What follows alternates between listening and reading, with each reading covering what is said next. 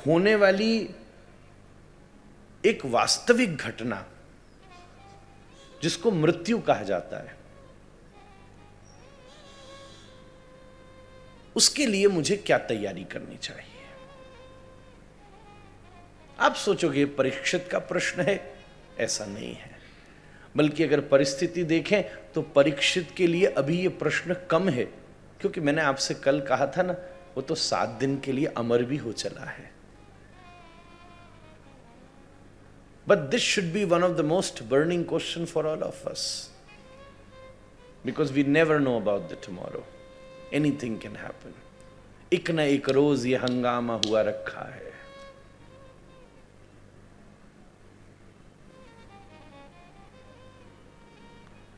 एक और बात, मेरे साथ रहिएगा आज प्लीज। एक और बात, कुछ ऐसी बात हो गई है कि मृत्यु का नाम लेते ही नहीं लेने की सलाह होती है। We would always like to ignore it. Please don't talk about it. इस पर बात ना करिए। क्या इस पर बात करनी, ऐसा क्यों बोल रहे हैं? पर यह मूल भारतीय विचारधारा का स्वरूप नहीं है। बल्कि मैंने एक आश्चर्य देखा है आदरणीय विनोद भैया, कि जिसके जीवन में एक्चुअल में मृत्यु इंपैक्टफुल होनी चाहिए, वो उसके लिए बेपरवाह है, और जिसके में नहीं होनी चाहिए वो उसके लिए चिंतित है। जैसे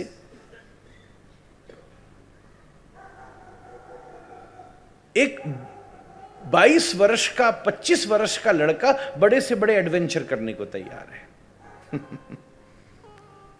और एक्चुअल में मृत्यु उसके लिए इशू होना चाहिए, क्योंकि अगर उसके साथ कुछ घट गया तो it is really sad, because there is still a long life.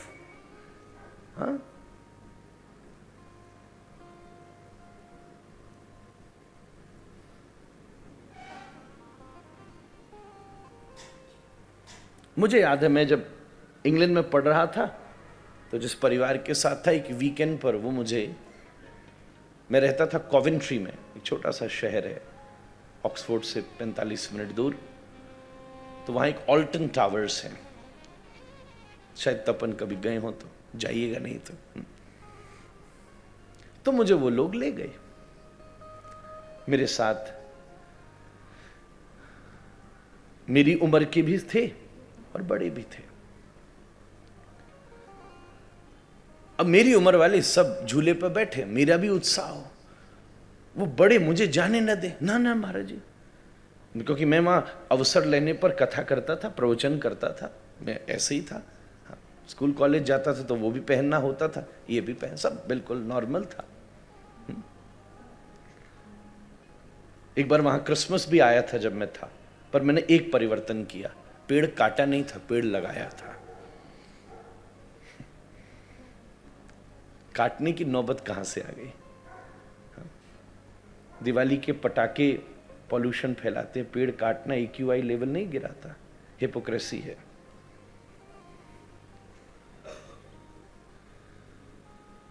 पेड़ लगा के दिया जलाया था।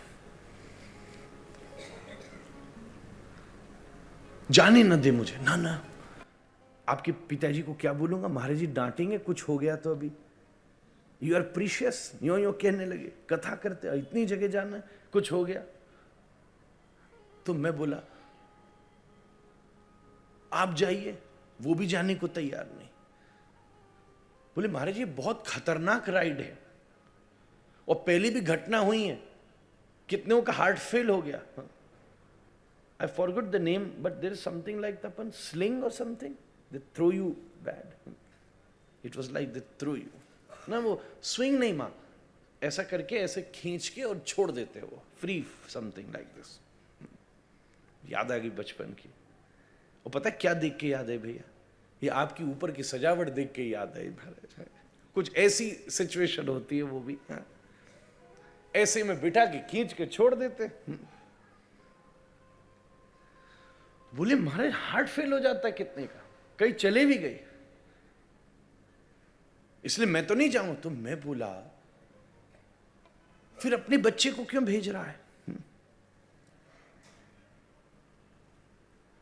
अगर उसको कुछ हुआ तो नुकसान है। आप तो 75 वर्ष के हो ही गए बाबूजी।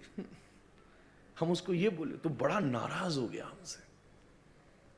पर मुझे वो घटना याद है, पिताजी को शिकायत कर दी हमारी, फिर डांट और पड़वाई, इसलिए और याद है। हम बोले बताओ, जिसके जीवन में उसका प्रभाव है वो थ्रिल भी करने को रेजी है। आज भैया ने अपने दोनों घोड़े निकाले, ये दौड़ावेंगे जोर से, घोड़े ही खड़े बाहर, लोग तो घोड़े का ही है। कोई बड़ा बूढ़ा होगा तो कहेगा ना ना ना ना।